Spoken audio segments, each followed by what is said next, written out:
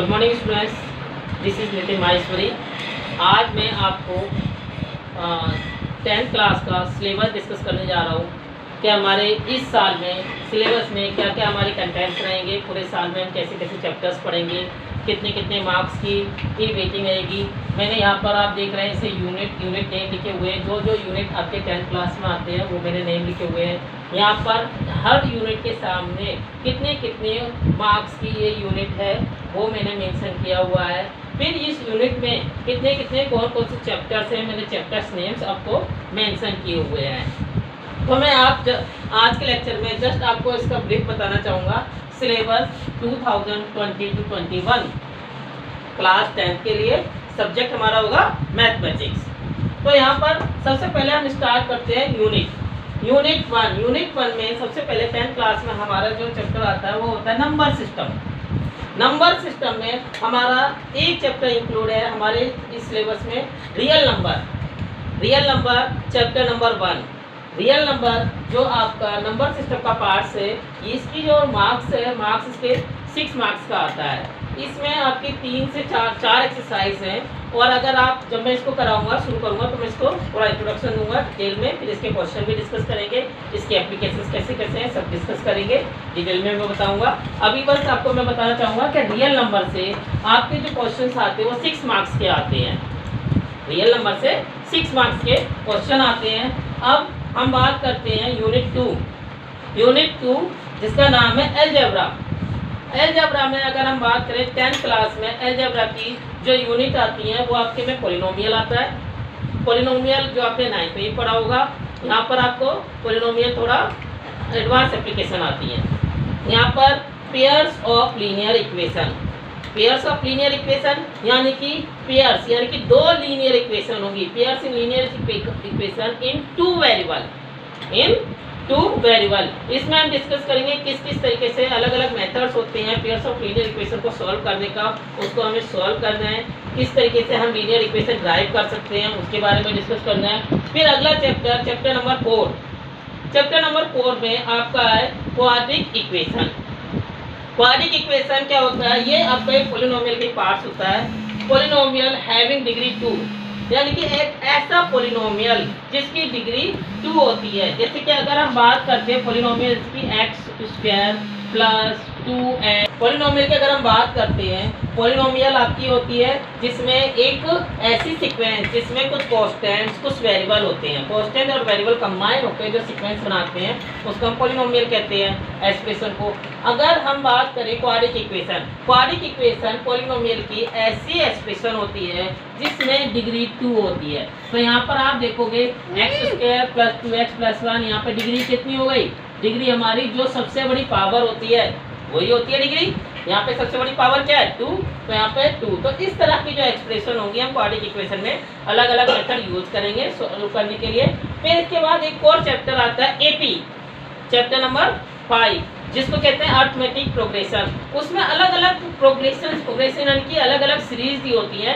एक special type की series होती है, उसको हम डिस्कस करेंगे किस तरीके से हम उसको सॉल्व करते हैं, उसके nth वैल्यू कैसे निकालते हैं, उसमें सम कैसे निकालते हैं। बहुत ज़्यादा बड़ा नहीं है, बहुत छोटा सा चैप्टर है, आप आसानी से इजीली सॉल्व कर सकते हो, बस थोड़ा पेशेंस रखने की जरूरत है। अब हम बात करते हैं, हमारा lesson number unit 1 unit 2 cover हो गई। अब हम बात करते हैं यूनिट 3 में कोऑर्डिनेट ज्योमेट्री की बात करें, इसमें आपका लेसन नंबर 7 आता है। ये जो लेसन नंबर 7 होता है ये 6 मार्क्स का होता है।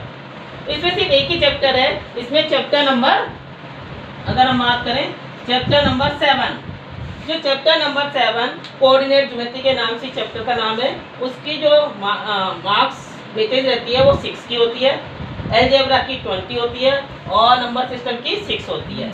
अब हम बात करते हैं अगला ज्योमेट्रिकल पार्ट। तो ज्योमेट्रिकल पार्ट में अगर हम बात करते हैं, ज्योमेट्रिकल पार्ट में आपके 3 चैप्टर्स आते हैं। ये इसके ज्योमेट्रिकल पार्ट जो होता है वो 15 नंबर का होता है। 3 चैप्टर 15 नंबर्स के होते हैं। तो इसमें अगर हम बात करें ट्रायंगल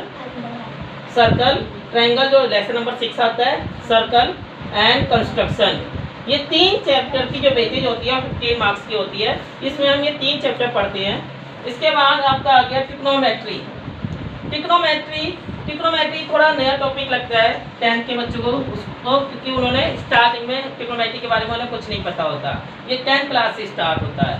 तो ट्रिग्नोमेट्री में आपके 2 चैप्टर कवर होते हैं, ये 12 मार्क्स की आती है ट्रिग्नोमेट्री। तो 2 चैप्टर में चैप्टर नंबर 1 जिसको नाम कहते हैं हम इंट्रोडक्शन ऑफ ट्रिग्नोमेट्री, इसके बाद एप्लीकेशन ऑफ ट्रिग्नोमेट्री जिसमें हाइट, डिस्टेंस और हाइपोटेनस के रिलेशन के बारे में पढ़ते हैं, रेशियो के बारे में पढ़ेंगे, अलग अलग आइडेंटिटीज के बारे में पढ़ेंगे। तो उसमें लेसन नंबर 8 और 9 ये दोनों मिलाकर 12 मार्क्स इसमें के क्वेश्चन आते हैं। अब हम बात करते हैं मेंसुरेशन। मेंसुरेशन जैसे कि आपने 6, 7, 8, 9 में ही पढ़ते हुए आए हैं, यहाँ पर भी मेंसुरेशन है। मेंसुरेशन 10 मार्क्स की आती है इसमें, और आपके 2 चैप्टर्स होते हैं।